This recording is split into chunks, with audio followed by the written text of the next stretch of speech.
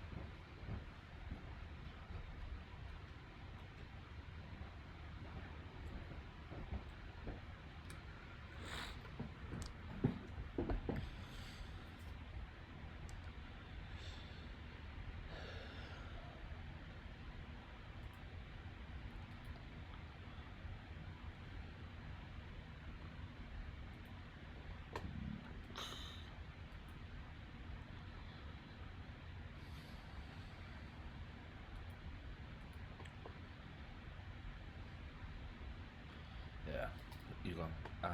Noticed this pretty darn late. Did notice it though. So I have the queen's on pre, and I break the when the pin's broken. Black captures on d1, and from there white might recapture on d1, but I'm looking also at rook takes f7 with the idea of capturing on h8. I think captures on d1 is better. Let's play it out, see which one is the better move for white. It's here with white to move in captures, right? So captures on d1 leaves white a piece ahead, a piece for a pawn ahead, a piece and a pawn ahead. But there's a temptation still to maybe capture on f7 and get the rook here. The issue with that is that the knight is kind of stuck. Is he not?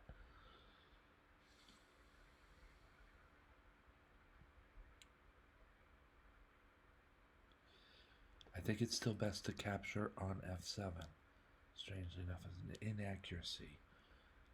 So I'm thinking, yeah, let's get this. He gets a tempo there, and then that's pinned. All right, so that bishop over on d6 was hard for me to see. So my apologies there.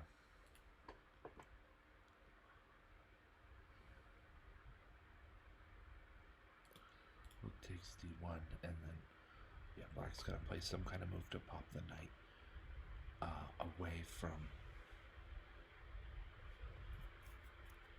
black's territory. King e, or rather, knight e6 is tempting. You would look for this kind of move. Blitz or slow play, you would look for this kind of move after calculating. All right, I don't think after calculating I don't think after calculating that this move is quite as good. Pawn to g6 kind of demonstrates that against white. I wouldn't be all that worried as white about, well, king to f8 can't happen, so I wouldn't worry too much about that. But king to f7, that's another possibility. White has no light squared bishop or queen, and black's king is guarding the attacked square, the g7 square. This square I'm not worried about. This is a very strong guard between bishop and pawn here. At least it can be. If there are pawns to upset it otherwise. But we're getting a little bit away from things here. I think knight to e6 is not the move. I think better anyway is just to chill things down with knight to f3.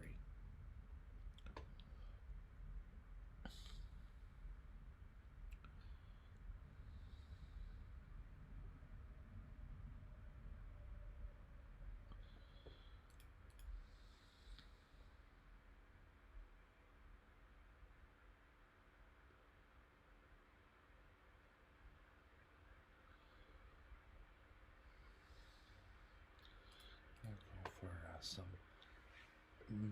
kind of classical control of the center.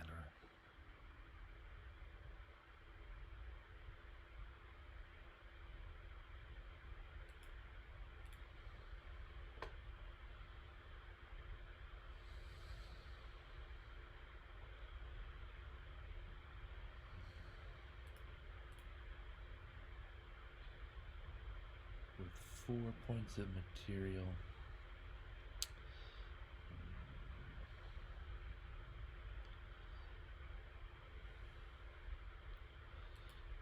I'll guard the pawn in that situation. And we're going to try to trade bishops here. Alright, now white is still doing very well.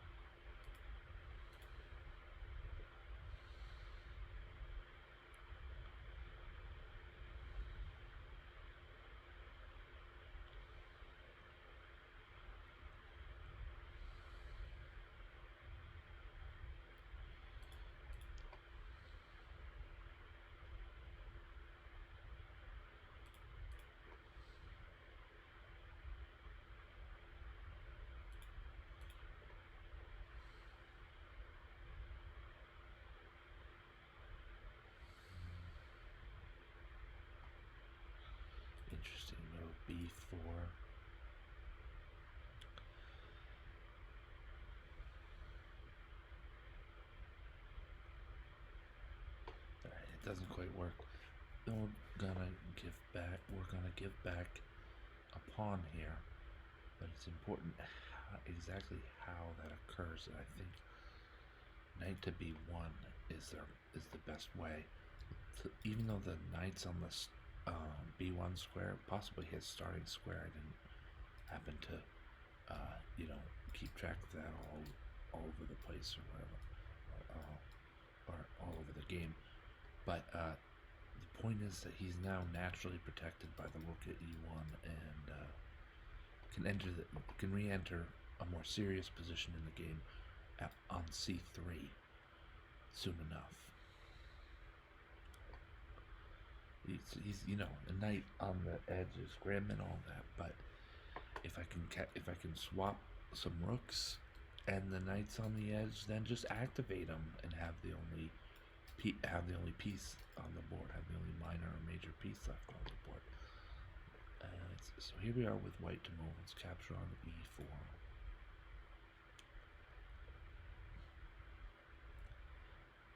And we're going to trade rooks.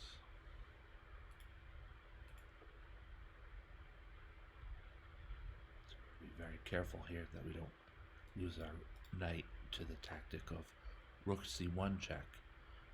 The king moves. We think the king moves. There's no back rank checkmate. Big whoop. But then rook takes b1 and we're down a piece. So fortunately, I think rook to e1 saves the day here for white. We're gonna lose this pawn somehow. All right.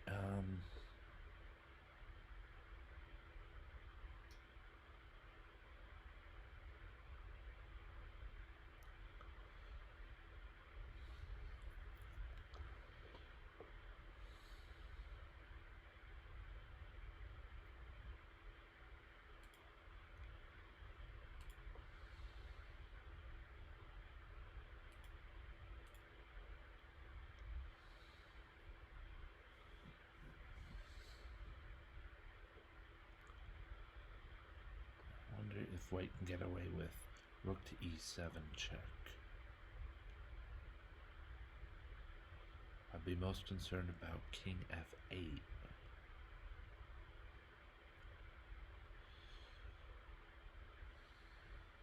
And that's not quite working out for white here.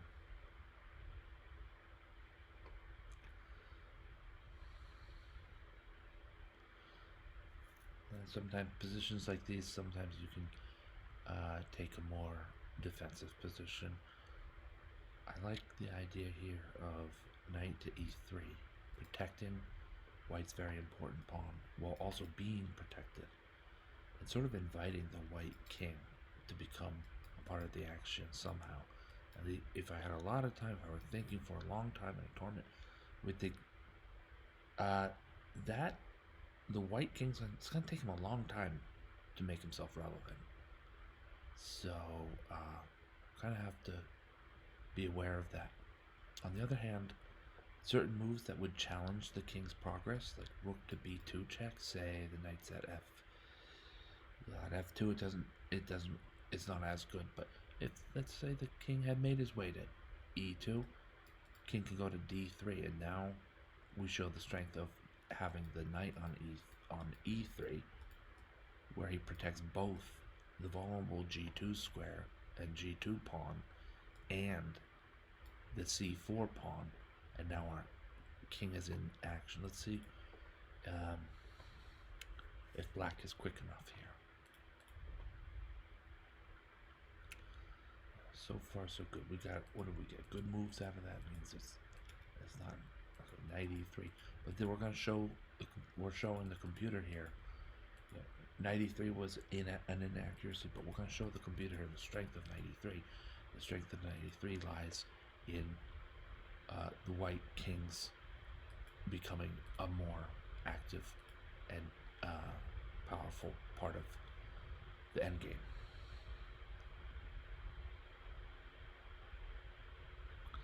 Now we see things, we look at this with the discovered attacks. Usually the computer won't walk into a, a viable and working and correct discovered attack.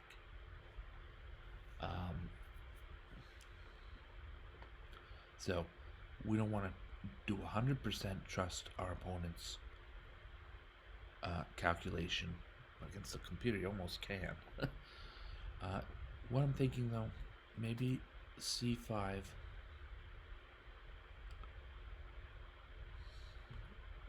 Even before we get to c5, knight c4, the issue becomes rook to b5. And white has no saving options but to lose a very important pawn.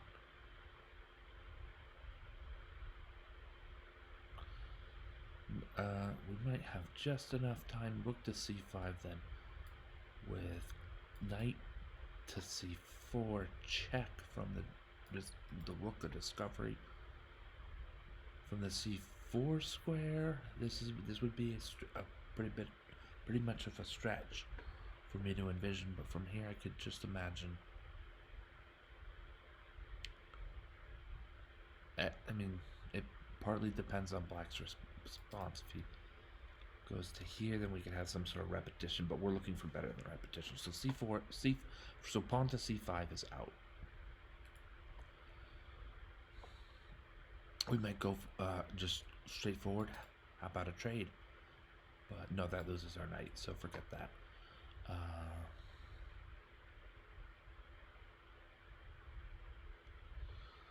Knight d5 is the very tempting discovered check, and now while it might not win anything tactically or material-wise, follow with knight to c3, almost regardless of how Black responds, and then we've got another set of eyes on a2, and that can't be bad. Okay, so that was a good move.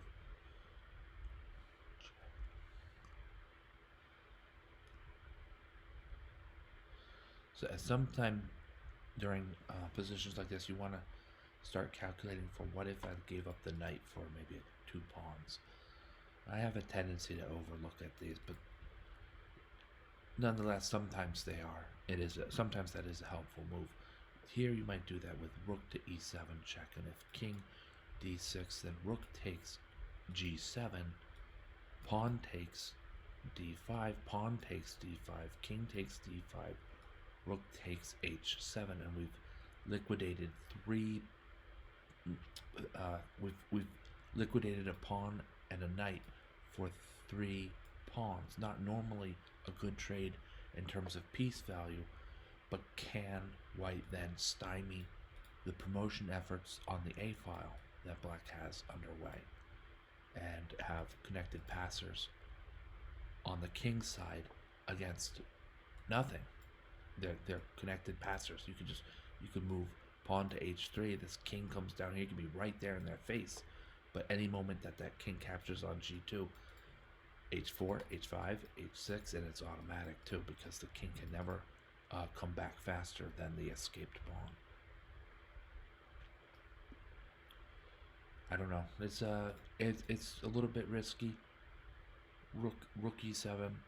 It'll make moves like that might make your opponent scratch his her they had.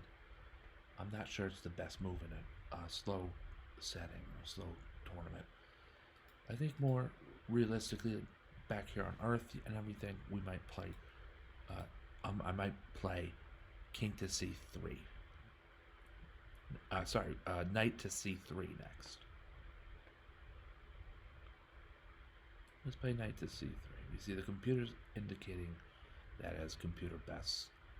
The computer best. So that's a good starter. So.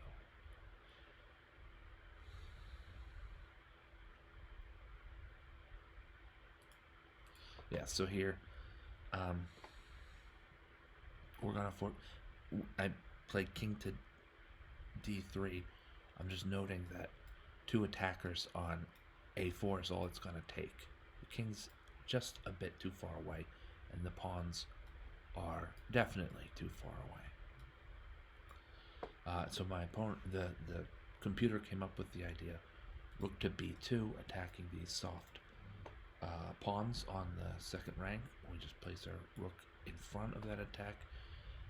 The capture was expected, at least by yours truly, and now the situation is pretty much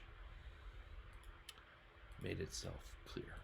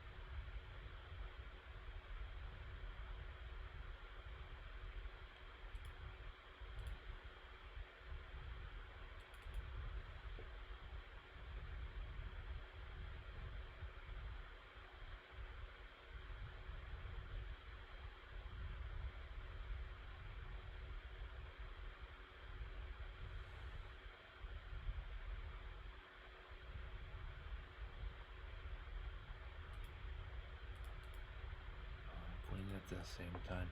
Speaking, this was a lot. I'll give you credit. This was a lot closer than it seemed. I thought with the extra piece I would pretty much be set, but this endgame has turned out to be closer than that.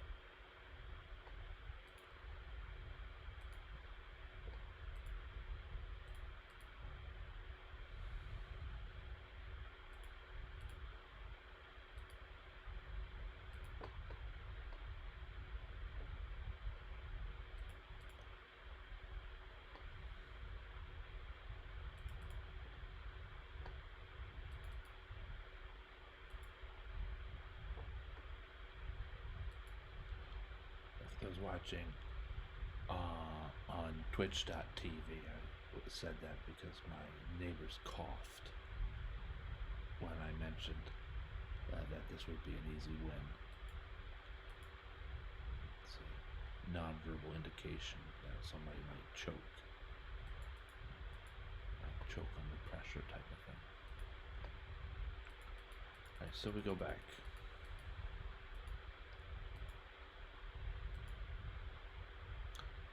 some of these pawns might have been a little bit too easily forsaken by white. Let's see if we can improve from that.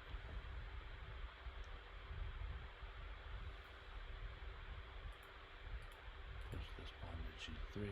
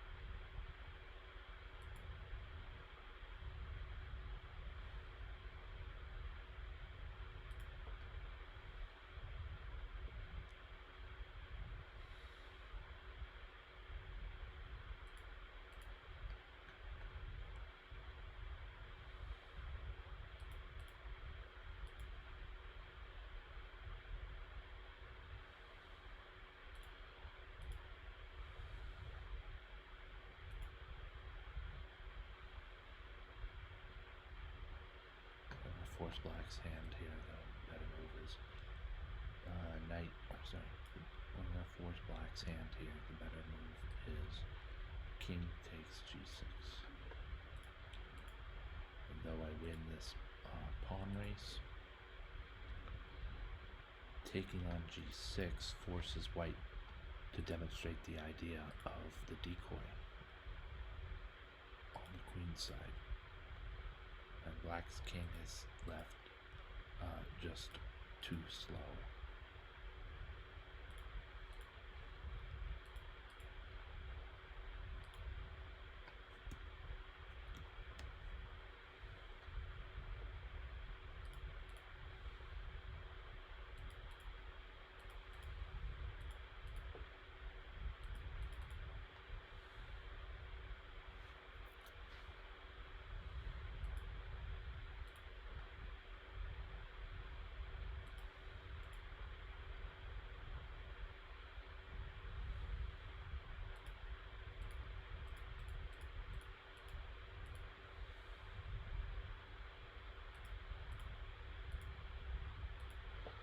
There we go.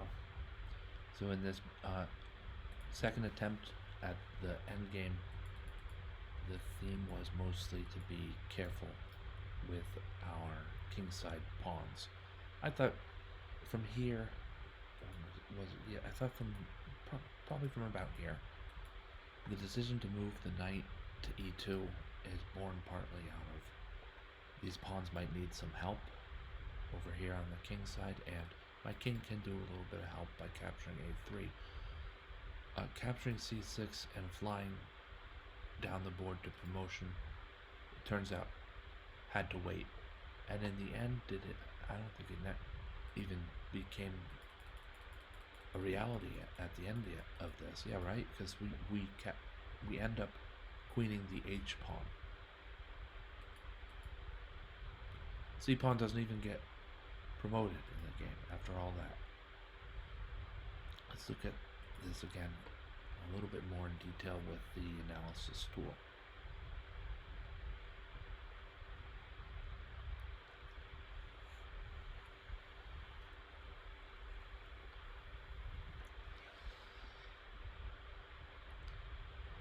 Okay, so he's doing the analysis, but we want to review this also the way of things here. The original game, I think, had me at a really high accuracy. No, okay. It was the game before that that happened. I did play a game today of high accuracy heroes.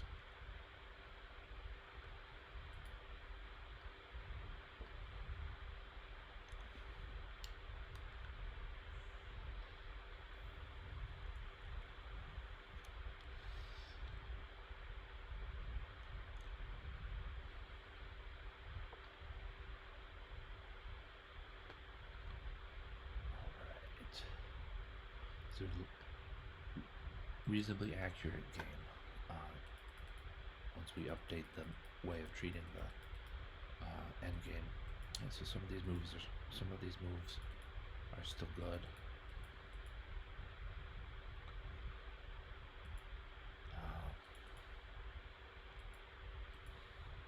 But the idea of being very careful with the kingside pawns was better than, oh, we're gonna make it, let's promote real quickly.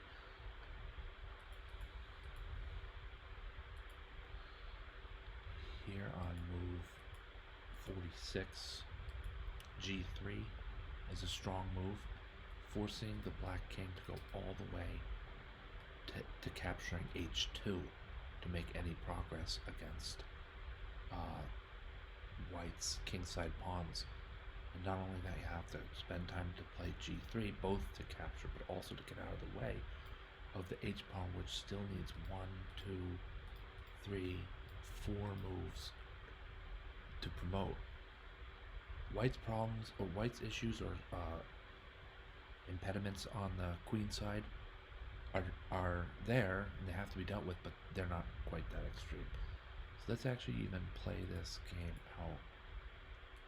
Play this out. What were we at? I played G3. I believe G3 is still a critical move and a very important move. So right to here we played G3 and black's response. And I think there are other ways white can demonstrate a win here. What did I do last time? I made this sort of highlight move, knight d5, showcasing that to capture the knight on d5, the pawn recaptures on d5 and now can't be caught. So that becomes a serious issue for black, who would otherwise want to hamper the movement of the d5 knight.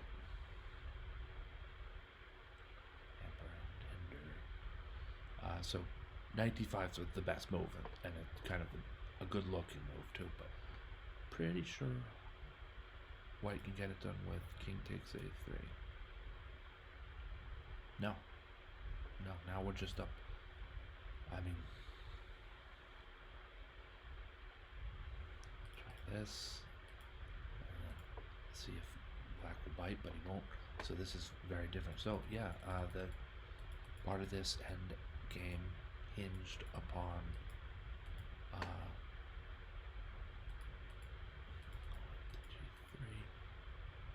a great move like knight to d5 check. Actually, this is not check because he's moving, but hinged upon knight to d5.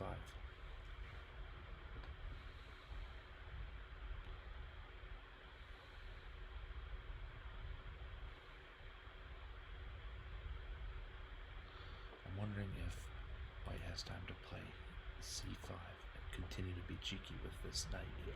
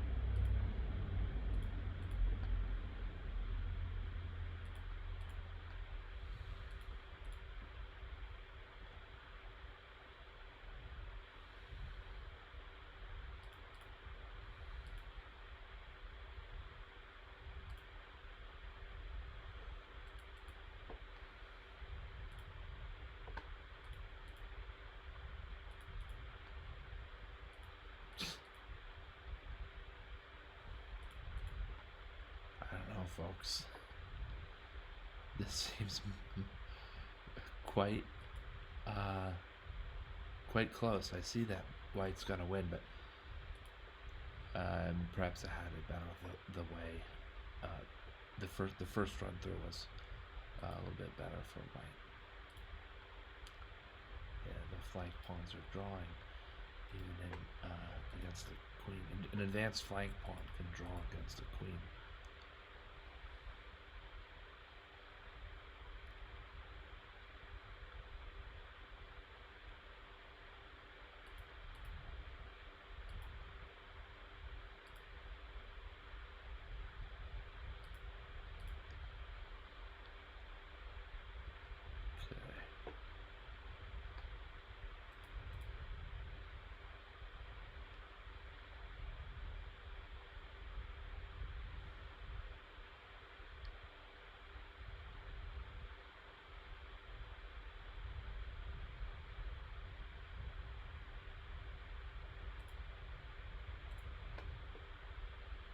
Hold up here. Why not pawn to g3? Isn't that a more trying attempt here for black? If queen g2, then I guess it's a similar. White is still gonna move his king over slowly and digest these pawns one by one. That would be one way. The way that the computer had attempted to defend initially, I inserted pawn to g3. Thought that was the most trying way. But here, let's just make this move again and see what happens. Yeah, this was the move. This move, king to g5. I don't see that as better, although it's not completely losing right away either. Can't we just capture with check? He's avoiding the pin for some reason.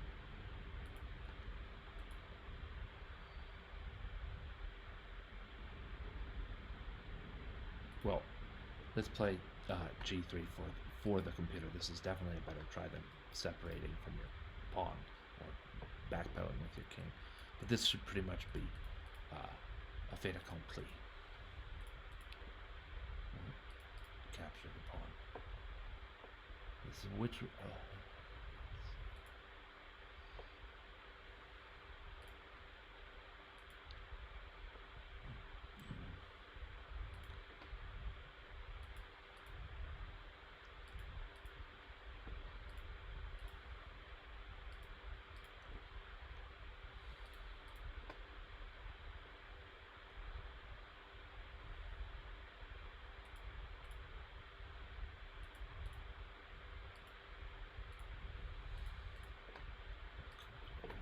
As soon as this village will set it to review.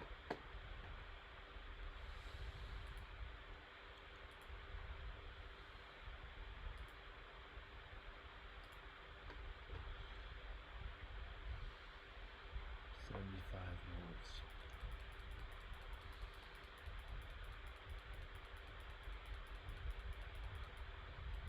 This one used a decoy.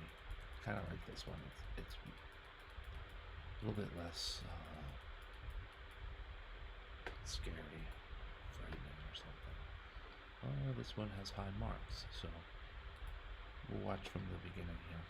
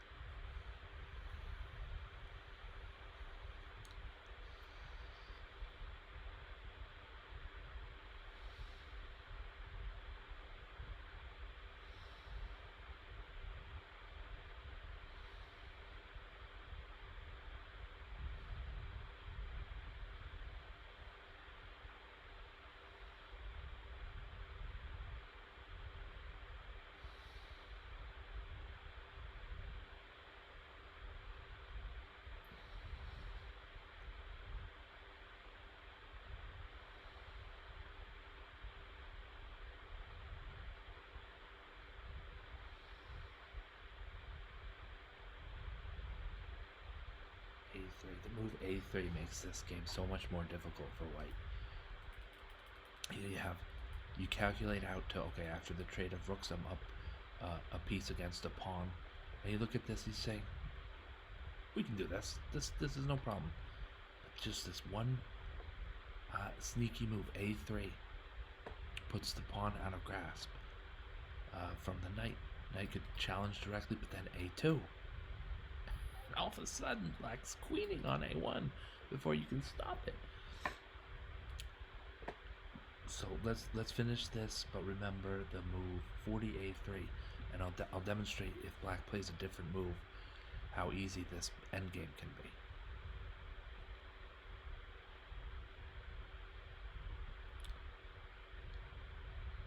Knight d5 is a great move. I like that.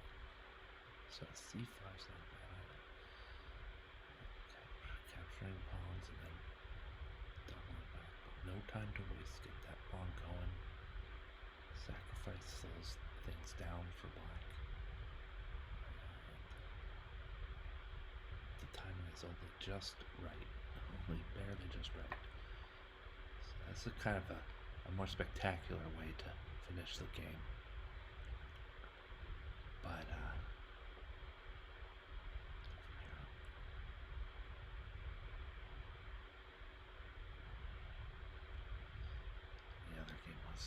the other way was a little bit more practical, I thought. The decoy. Alright, go back to the practices. Move number 40.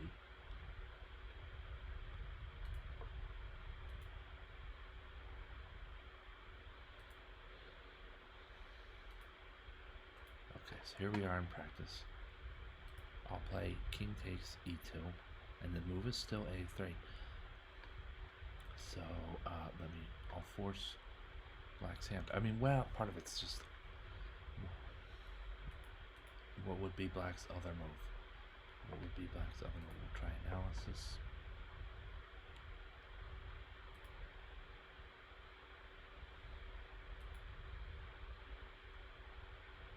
King e6 is considered the second best move for black. Either king e6 or d6 or both. So, king e6, and then this just becomes super easy. Black will have to either sacrifice the pawn on c5. Let's go back to practice. I'll close this shortly anyway. So without pawn on c5, here's an important point for white to make the move pawn to c5 right away.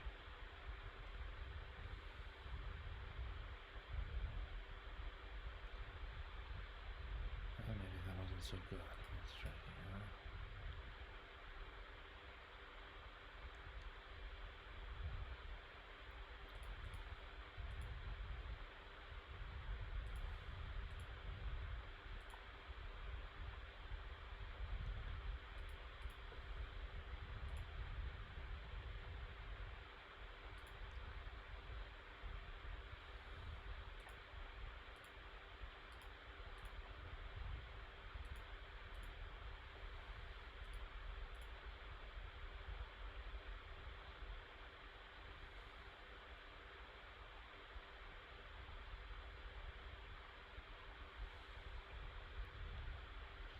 This is clear. We could either capture the pawn and let the knight alone, but maybe that's why what happens. So let's see if I capture on c6. The knight is captured, but the pawn will promote. We always make sure to capture like that in those situations, and it's over. So.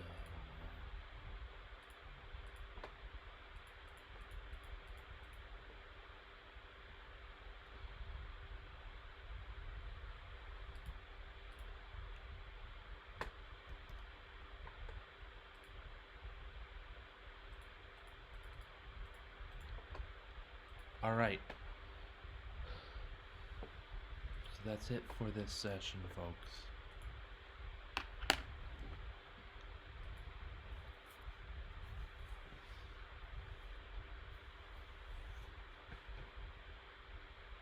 Thank you for watching. Thank you, Gravitrons, for watching. I'm More Gravity. Have a great night.